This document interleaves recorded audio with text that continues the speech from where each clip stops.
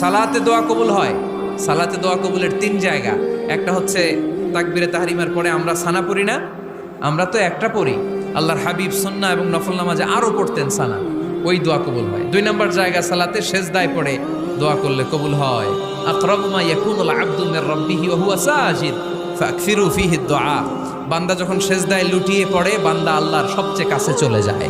কিন্তু বিশ্বনবী বলে সেজদাটা তোমার রবের কুদরতি পায়ের উপরে পড়েছে। সেজদায় পড়ে দোয়া করেন। সালাম ফিরানোর আগে বিশ্বনবী দোয়া করতেন, লা ইউসাল্লিমান্না আহাদুকুম হাত্তা ইয়াতাআওয়াযা মিন আরবা'a। আল্লাহর হাবিব বললেন 4 জিনিস থেকে পানাহানা আছে, আমার কোন উম্মত যেন সালাম না ফিরায়। তারা যেন পড়ে আল্লাহুম্মা ইন্নী আউযু বিকা মিন আযাবিল কবর, আউযু বিকা মিন আযাবি জাহান্নাম, আউযু বিকা মিন ফিতনাতিল মাহইয়া ওয়াল মামাত, আউযু বিকা মিন ফিতনাতিল মাসিহিদ দাজ্জাল। আল্লাহ কবরের আযাব থেকে বাঁচাও, আল্লাহ জাহান্নামের আগুন থেকে বাঁচাও, আল্লাহ জীবন মরণ